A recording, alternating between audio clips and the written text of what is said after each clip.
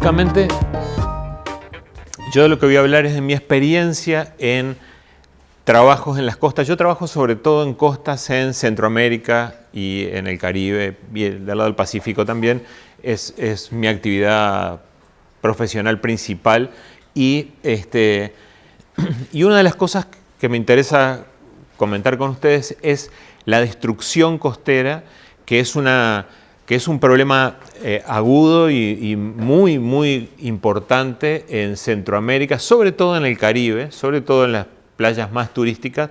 La destrucción es posiblemente un camino sin retorno en este momento, y su vinculación con el cambio climático.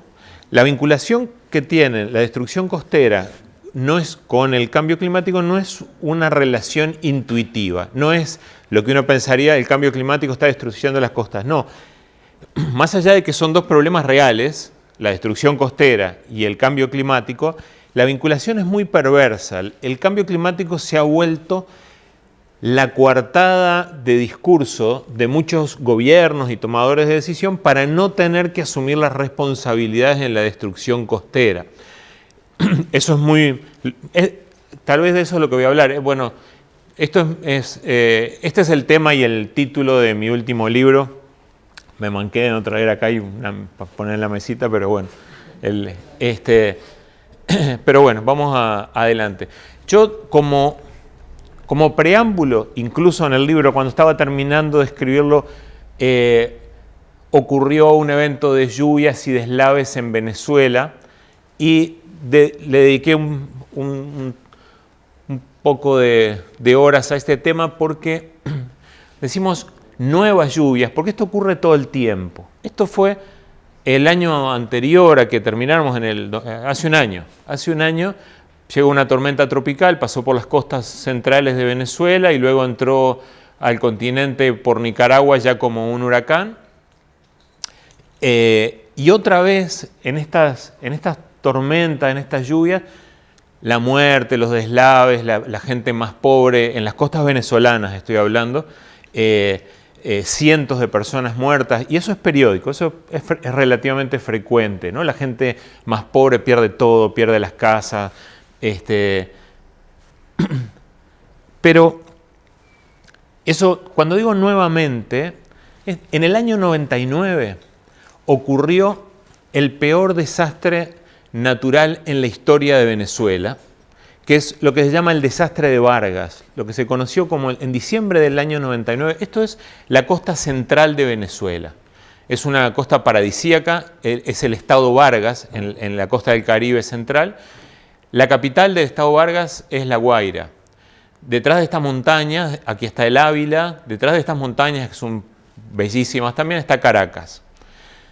Un lugar hermoso. En una noche de diciembre del año 99 empezó a llover y no paró de llover durante 2 semanas, y llovió en 2 semanas lo que no había llovido en todo el año. Y ocurrieron los deslaves, se desmoronó la montaña sobre la ciudad, todas estas montañas se desmoronaron y la ciudad hubieron muchos miles de muertos. No se sabe cuántos porque la gente quedó sepultada bajo el barro. Eso fue en diciembre del 99.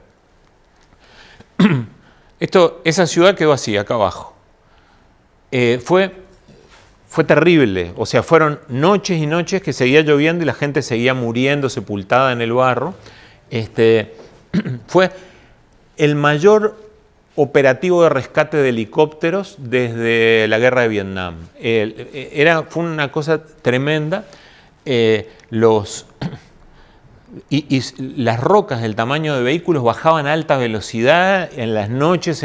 Bueno, fue terrible. Cuando se analizó el problema, en el año 99 todavía no teníamos el cambio climático como coartada discursiva, más allá de lo real del cambio climático. No lo teníamos como discurso. Así que ahí se analizaron las causas y se dijo, bueno, aquí hay deforestación para sustitución de la ladera de la montaña, hay malas prácticas agrícolas, hay construcciones, hay pobreza, hay construcciones, todas las planicies de inundación que amortiguan los caudales fueron construidas, impermeabilizadas, se encontraron todas las causas y se reconstruyó La Guaira. Hoy La Guaira está hecha de nuevo, pero además se instrumentaron todas las medidas locales que se habían diseñado. Se hicieron más de 60 diques compensadores para los cursos de agua, se hicieron planes de ordenamiento territorial para asegurar que no se construyeran las planicies de inundación, todo eso. Bueno,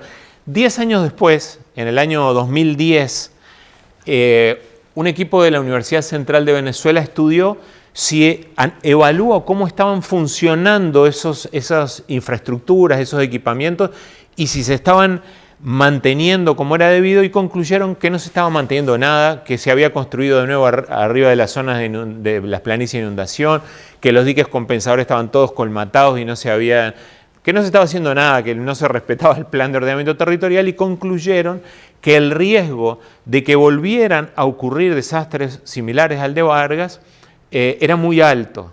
Y de hecho es lo que pasó, o sea, lo anunció la ciencia de manera muy contundente y muy clara, y dijeron, pero claro, hoy cada vez que llueve, cada vez que pasan estos desastres, ya no hay por qué en Venezuela pensar en el ordenamiento territorial, pensar en los diques de compensación, es el cambio climático, y lo resuelven. Hoy el gobierno dice, y el gobierno y permea a diferentes actores sociales y de todos, dice, es el cambio climático, no podemos hacer nada, y sigue igual de desastroso. Un comentario final de este largo preámbulo: cuando los primeros conquistadores españoles llegaron a las costas centrales de Venezuela, notaron que las comunidades locales indígenas no estaban asentadas en la costa, que era lo más cómodo, lo más lindo, sino que estaban arriba de las montañas, y eso les llamó la atención. Y cuando lograron, según dice Humboldt, el gran naturalista, cuando lograron comunicarse de forma efectiva, conocieron la leyenda de que la gente local decía que vivían arriba porque la montaña escupe piedras que aplasta a la gente. Eso cuando vino Humboldt. Quiere decir, no era un fenómeno nuevo, es solo imprevisión. Vamos a ver algún concepto previo a los ejemplos. Yo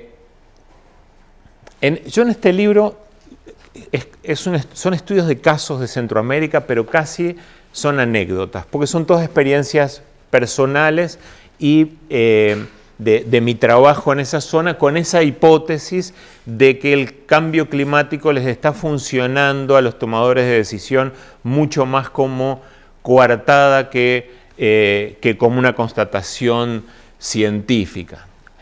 Lo primero que tengo que aclarar es que sin duda hay un proceso de cambio climático, sin duda el nivel del mar está aumentando. Lo que nos podríamos empezar a preguntar es, primero, si empezó a aumentar ahora hace poco el nivel del mar, si es el nivel del mar obviamente está aumentando de manera ininterrumpida desde hace por lo menos 12.000 años, pero podríamos preguntarnos si ahora se aceleró, si es provocado por la acción humana, que es una hipótesis bastante divulgada, y la realidad es que no. Hay una reciente publicación de la NOAA. La NOAA es como la NASA de los océanos, ¿sí? Es la agencia americana que se usa como referencia.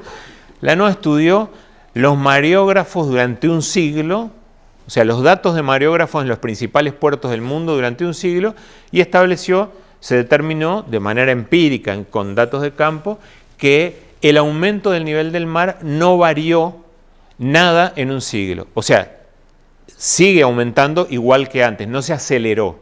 Por lo tanto, la conclusión de ese análisis, de ese artículo de la NOAA es: la aceleración es igual a cero. Es decir, sigue aumentando a la misma velocidad. No hay un proceso de aceleración.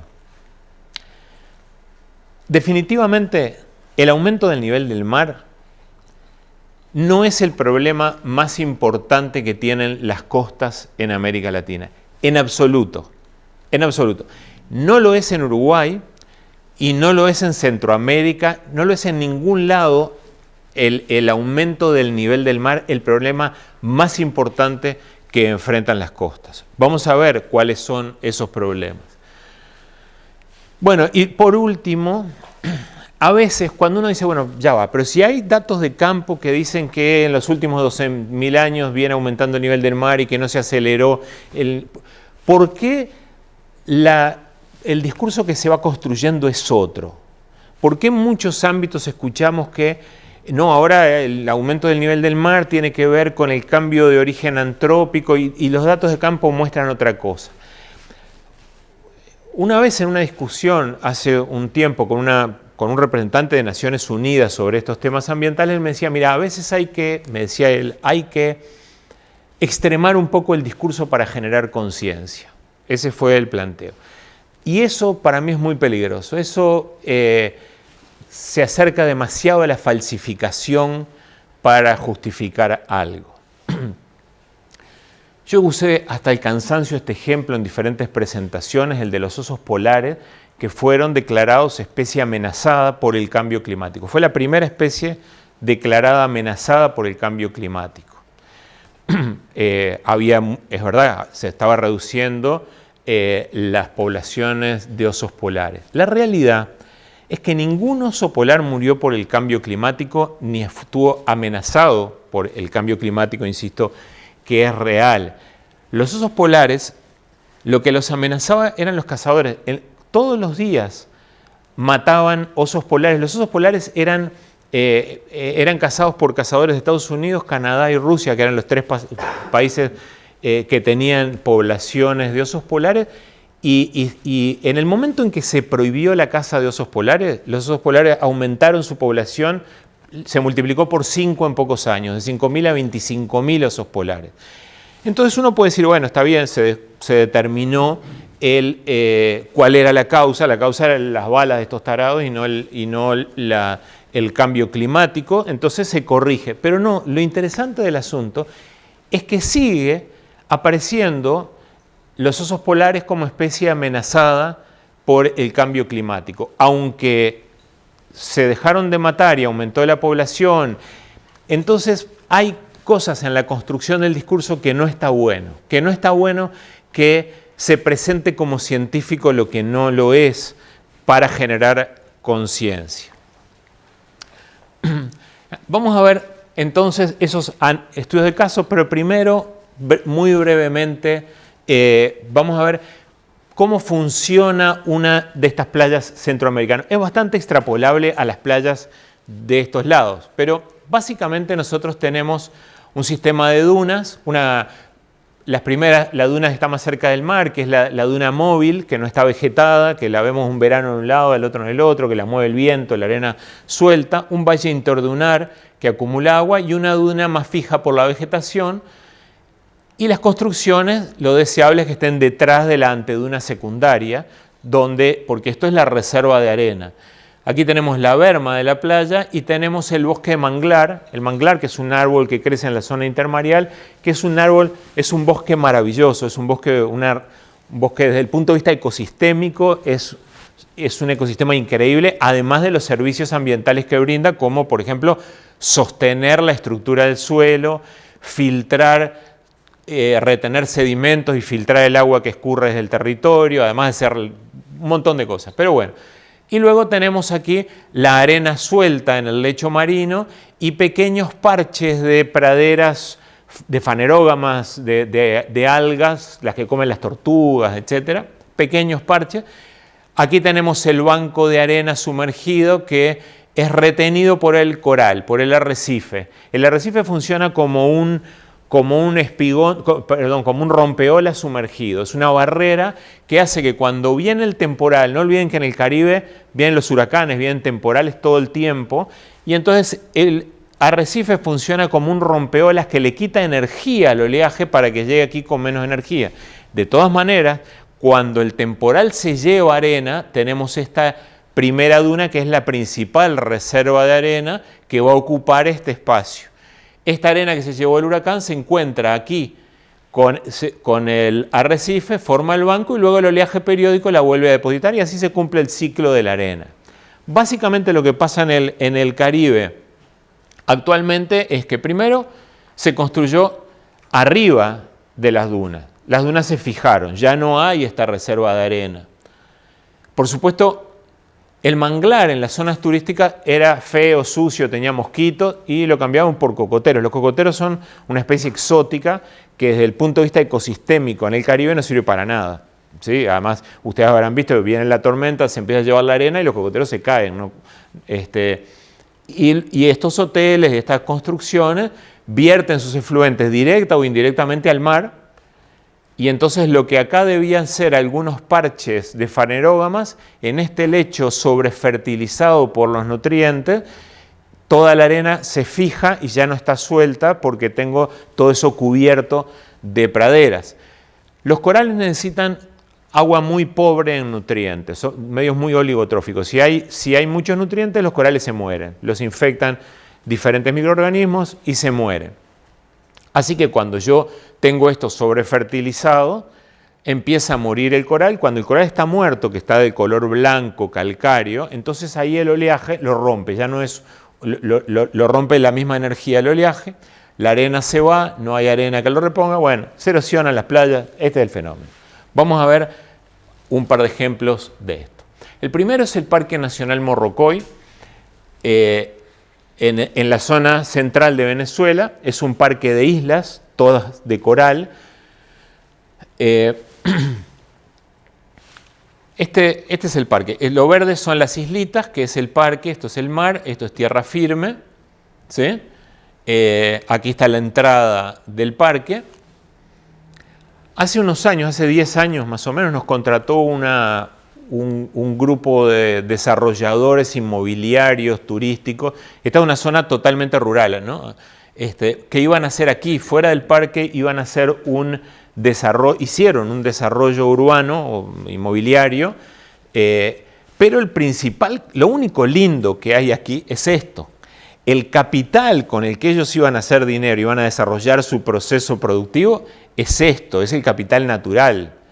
Digamos, si esto no funciona, ellos no hacen plata. El capital en el sentido más marxista del término, es decir, el elemento que yo no me consumo en el proceso productivo y que me permite volver a iniciar otros procesos. Para que el pescador siga trabajando, el del hotel, el gastronómico, para que todos sigan trabajando, este capital, o sea, este elemento tiene que seguir ahí. Si yo me lo consumo en el proceso, me comí el capital. Y bueno, el hecho es que los arrecifes de coral aquí están cada vez peor. Y nos contrataron para evaluar estos arrecifes, el estado de conservación de estas islas y proponer medidas de gestión para resolverlo. Así que estuvimos con un equipo trabajando ahí, principalmente en Cayo Sombrero, en el más alejado, y en Punta Brava, que es el más cercano. Lo primero que hicimos fue, vamos a ver alguna imagen más de Cayo Sombrero, que es en el que concentramos la atención, que es este. Esto no es Photoshop, eso es Cayo Sombrero, es un lugar paradisíaco, o sea, el Parque Morrocoy y en particular estos cayos, pero la realidad cuando llegamos es que encontramos cosas como estas en Cayo Sombrero, que ya no estaba tan prístino y las siguientes son lo mismo. Esto ocurre en Cayo Sombrero. Entonces, bueno, ya uno empezaba a intuir la causa de los problemas que estaban teniendo los corales y lo primero que hice yo fue ir al puesto del parque, a hablar con las autoridades del parque para pedirles que me dejaran ir. Dentro del parque hay algunas islas que no se pueden visitar y hay otras que sí se pueden visitar. Que me dejaran ir a estudiar alguna de las islas que no se pueden visitar, que están en buen estado, y compararlas con las otras para poder hacer el trabajo, y me dijeron que las islas que no se podían visitar era por motivos de conservación, no podíamos visitarlas de ninguna manera. La realidad es que yo de adolescente pasé toda mi adolescencia en Venezuela, fui muchas veces a ese parque, buceé mucho, conozco perfectamente y como todo adolescente sabía cómo ir aunque no me dejaran. Así que fuimos a las islas. Esta era una de las islas que no se podía visitar por motivos de conservación. todas estas bolsas de basura de todas las islas. ¿Se acuerdan que le dije el medio tiene que ser muy pobre en nutrientes, oligotróficos? Bueno, estos son, no sé, buitres, amuros, no me acuerdo cómo les decimos aquí, los cuervos negros. Ahí va, que rompen las bolsas, altísima temperatura, el lixiviado hacia el agua. Esta es la realidad del Parque Morrocoy. La siguiente. Estas son todas fotos de esa misma zona. ¿Sí? Esto es el Parque Morrocoy. Bueno, la realidad es que el discurso era que los corales estaban muriendo por el cambio climático, que es una realidad, el cambio climático, que es una realidad que puede afectar a los corales, pero parecería ser que hay urgencias, que hay temas que resolver antes. Nosotros terminamos el informe, el plan de gestión, que era para lo que nos contrataban, era una obviedad las cosas que había que hacer, ¿no? Las cosas que nosotros proponíamos ahí eran todas obvias, no tienen más combustible a la costa, recojan la basura adecuadamente, capacidad de carga de cada isla, bueno, todas las cosas básicas, se las entregamos al cliente, el cliente decía, esto no me resuelve nada. Se lo entregamos el mismo plan a las autoridades del parque. Llegamos a hacer publicaciones en revistas arbitradas a ver si con el respaldo científico. Hoy, 10 años después, el discurso, Morrocoy está igual, está así, y el discurso sigue siendo que los corales están muriendo por el cambio climático. Unos años después nos contrataron, veníamos hablando con Maceo con mi pasador de diapositivas, que es mi hijo además, veníamos hablando de este trabajo. Nos contrataron para estudiar 2 islas. Acá está el Parque Morrocoy, nos contrataron para estudiar esta isla y esta isla. Esta isla es una isla prístina, sin ninguna intervención humana. Esta hay alguna presencia de pescadores cada tanto, pero son islas, están muy lejos metidas. Esta isla, desde Margarita, son 12 horas de navegación. Son lugares bastante alejados y los corales en estas islas están muy bien. Y acá se está muriendo. Digamos, evaluamos los corales en las dos. De hecho, aquí han sufrido por diferentes eventos climáticos, han sufrido retrocesos, han sufrido mortandades. Los corales se recuperan. Aquí no hay resiliencia, no hay capacidad de amortiguación. Entonces, parece claro que hay un efecto local muy fuerte y muy negativo en este caso. Este es un primer ejemplo donde a las autoridades y a los diferentes actores les vino muy bien el discurso del cambio climático más como una coartada que como una herramienta de trabajo. Vamos a ver, cuando se me acabe el tiempo me cortan, me dicen, ¿no? Con confianza, porque tengo muchos. Vamos a seguir. Este es el segundo ejemplo bien interesante, que es el de la Riviera Maya. Yo durante una década estuve yendo a la Riviera Maya todos los años, siempre por trabajo.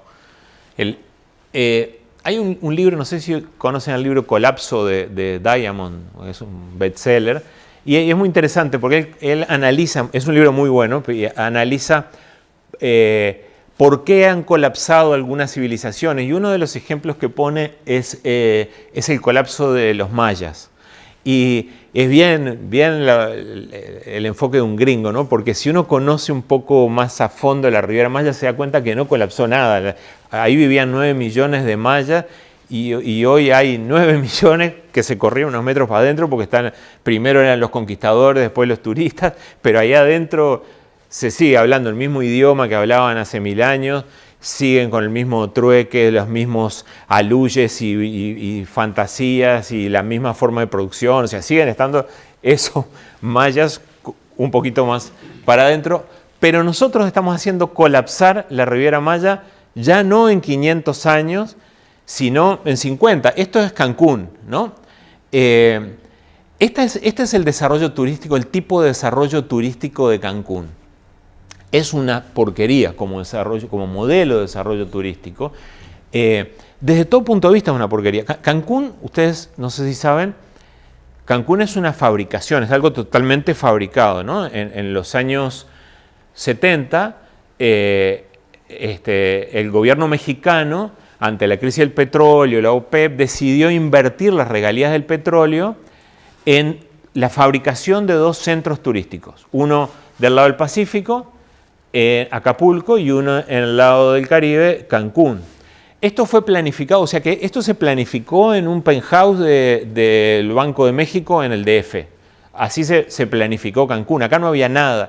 Y se planificó para que tuviera, en su momento de máximo esplendor, que tuviera 90.000 camas. Hoy viven 1 millón de personas permanente, pero además de que viven 1 millón de personas, los que van de visita, todo el mundo que va, lo que se le ofrece, no es culpa del que llega ahí, lo que se le ofrece es lo más, el consumismo más ridículo en esta época que estamos viviendo, es lo que ofrece básicamente la oferta turística, que por supuesto además todo esto está construido en el borde de las playas, ya no hay movimiento de arena, todas están erosionadas. Esto es desastroso. Por supuesto que las aguas cloacales de estas terminan todas en el mar, ¿no? Esa es la realidad de Cancún, y ya es de Playa del Carmen y Tulum, que son los siguientes también. Bueno, esto, ¿se acuerdan lo que les mostré recién, no? Sí. O sea, eso es lo que está pasando, estrictamente es lo que está pasando hoy en Cancún, ¿no? Primero construyeron sobre la duna, después sacaron las dunas, la hotelería ya empezó a hacer en altura, eso los arquitectos saben mejor que yo, pero talaron todo el manglar, y hoy esta caricatura refleja textualmente lo que está pasando ahí. Fíjense qué interesante. Esto es Cancún hoy, ¿sí? Acá había una playa, acá hubo hace no muchos años 50 metros de playa arenosa, había manglares, etc. Hoy, pero miren, esto que salió en la prensa hace poco, este periódico no son unos tontos, no ignoran. Y esto es ofensivo, que se plantee que la razón de esto es la crisis climática. Es ofensivo, o sea, francamente, ¿no? Y que el aumento del nivel del mar y las fuertes tormentas amenazan la costa de Quintana Roo y con ella la franja de complejos turísticos. No sé, esa es la realidad de la Riviera Maya, ¿no? Y llegó a la Riviera Maya el sargazo. No sé si ustedes han oído hablar, pero hoy si uno googlea Riviera Maya, lo primero que le aparece es esto, porque están cerrando los hoteles, es un desastre económico lo que está pasando con el sargazo. El sargazo es una alga parda, una alga flotante marrón, que forma un mar donde está el Triángulo de las Bermudas, es el mar de los sargazos. El mar de los sargazos es el único, en el periodo de los huracanes, se va desgajando, van saliendo sargazos, parches de miles de toneladas de sargazos diferentes hacia África, hacia Europa. Eso ocurrió siempre. Eso ocurrió desde antes de que se descubriera América, por supuesto que esto ocurría. Y una parte llegaba aquí, a la Riviera Maya. Pequeñas cantidades. Pero eso, desde hace poco más de 10 años, eso cambió drásticamente, y las arribazones de sargazos son... Vamos a la siguiente. Esto es Cancún mirado desde el otro lado. Hoy lo vimos desde acá. De este lado, las arribazones de sargazos hoy impiden que la gente se meta al agua. Pero es una situación realmente ridícula lo que pasa con el sargazo. O sea, todos estos hoteles, vamos a la siguiente, todos estos hoteles, la gente no se puede meter al agua, pero el olor por la descomposición de los sargazos y de los animales que mueren, todo muere debajo. Es una tapa de kilómetros de extensión, es una tapa que impide que haya intercambio de oxígeno, que haya penetración de la luz, que haya fotosíntesis, muere el coral, mueren las tortugas no pueden salir a desovar. Y se sacan, acá vemos las barreras, pero el sargazo pasa para arriba de las barreras. Todavía no se ha inventado nada para frenar el sargazo y cada año es peor que el anterior. Cada año es peor. Esto se recoge como si no se recogiera nada. El oleaje sigue trayendo sargazo. El gobierno mexicano declaró hace un par de años desastre natural, estado de desastre natural, porque eso le habilitaba a determinados fondos a no pagar seguros, a diferentes cosas, pero no es un desastre natural. Yo voy a intentar explicar. Esto, como les decía, es el mar de los sargazos. Fíjense qué interesante, se determinó recientemente que los sargazos que están llegando aquí a la Riviera Maya no vienen de acá, vienen de acá. Ya se formó un segundo mar de los sargazos frente a las costas de América, la desembocadura del Amazonas. Los sargazos son plantas de las que tienen más rápido crecimiento. Si las condiciones son favorables, duplican su biomasa en una semana. Las condiciones favorables es fotoperíodo, o sea que haya luz, temperatura. La temperatura del Caribe es ideal, es una temperatura muy alta, del orden de 28 grados, y nutrientes, porque para generar toda esa biomasa hay que tener nutrientes disponibles. Aquí, si ustedes miran en el Google Earth esta zona, van a ver unas manchas marrones de sedimentos, que son estas manchas de sedimentos, son los nutrientes. Se sabe que estos sargazos vienen de acá, entre otras cosas, porque son dos especies diferentes. Esta es una especie de sargazo y esta es otra. La que se detecta hoy acá, esas grandes arribazones, no es esta. Esto sigue funcionando igual. Los desprendimientos en el periodo de los huracanes, que algunos van para Europa, otros van para África, otros van para la Florida, eso sigue funcionando igualito. No es la hipótesis inicial de las corrientes están cambiando por el cambio climático y entonces, por lo tanto, se desprenden inmensas cantidades de sargazos de acá y vienen para aquí. Hoy se sabe que no es así porque la especie de sargazos, la proporción de estos sargazos que llega acá es la misma que llegó siempre. La gran mayoría son estos. Y estos se ha desarrollado este mar básicamente por la sobrefertilización del Amazonas, del Orinoco y de las costas de África. ¿A qué está asociado eso? A la tala del Amazonas, a las malas prácticas agrícolas, a la erosión de los suelos por la agricultura. En definitiva, hay causas locales claramente identificables para el problema. Esa es la realidad hoy de los sargazos. Hoy están quebrando hoteles, ya no solo cerrando temporalmente, sino que ya no soportan porque los arribazones de sargazos son cada vez más extensos, más prolongados en el tiempo, y lo que algunos investigadores, sobre todo de la Florida, que son los que más lo están estudiando, dicen es que ya empieza a notarse un nuevo mar de los sargazos en esta zona. Es decir, ya es tan permanente, y yo hace un momento les dije que de acá tenemos 1 millón de personas permanentes, más todos los turistas, vertiendo sus aguas cloacales, fertilizando este mar interior del que los nutrientes no se van. O sea, hay otros ejemplos que no voy a poner porque no nos da el tiempo, pero hace poquito estudiamos una islita en el Caribe nicaragüense donde se están perdiendo las playas, se va a desaparecer la isla porque se están erosionando, y a la conclusión que nosotros llegamos con los trabajos de campo es que para que la isla no desaparezca tienen que hacer saneamiento de las aguas cloacales. Parece un absurdo, pero la única forma es de que dejen de verter aguas cloacales al mar sin tratar para que no termine como consecuencia final desapareciendo la isla. Igual no se asusten que no voy a contar eso. Y tampoco voy a contar este ejemplo, que esto es llegando a nuestro país.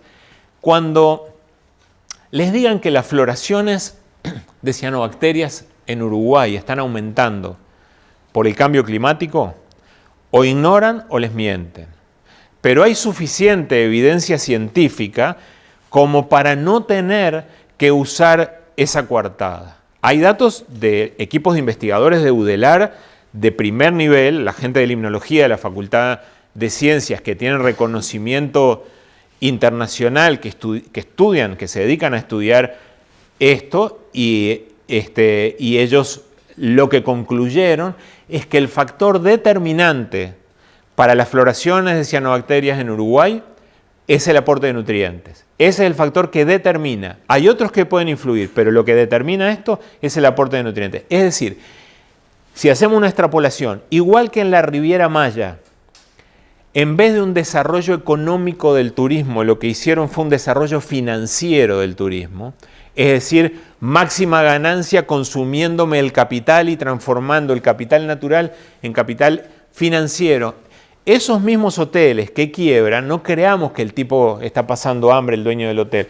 Eso estaba perfectamente estudiado en el plan de negocio y ahora se va por otro lado.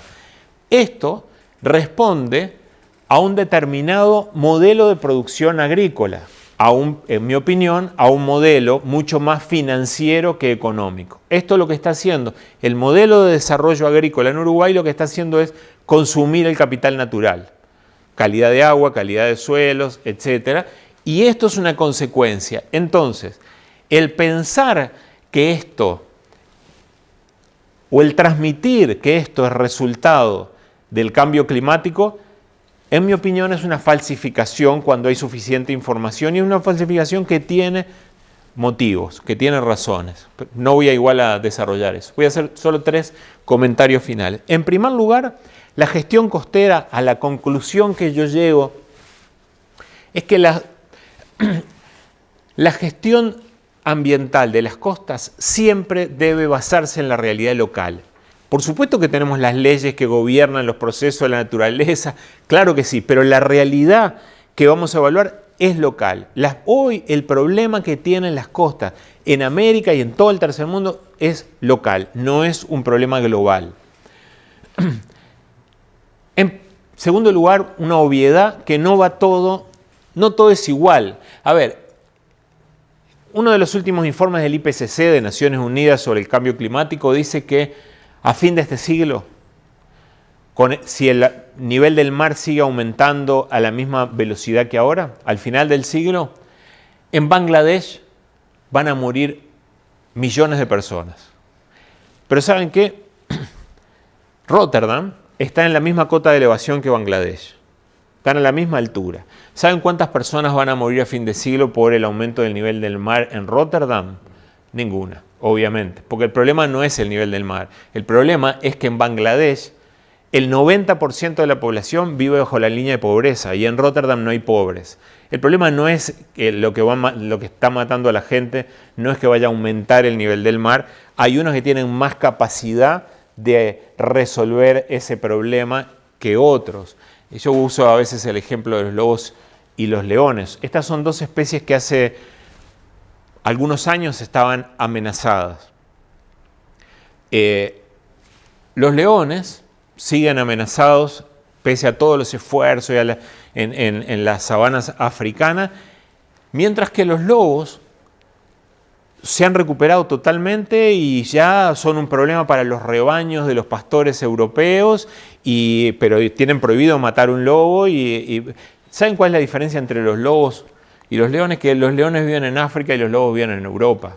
No es otra la razón. O sea, que el problema más importante que tienen las costas en el tercer mundo no es el nivel del mar, sino la pobreza. Esa es mi opinión. Y por supuesto lo insostenible del modelo de desarrollo. Para terminar, la conclusión es lo que les vengo comentando. El cambio climático es una realidad, el nivel del mar está aumentando y sobre eso es poco lo que nosotros podemos hacer. Sin embargo, sobre los problemas que están destruyendo las costas en América, hay mucho que se puede hacer, hay mucho que se puede gestionar con bases científicas, con compromisos y con participación.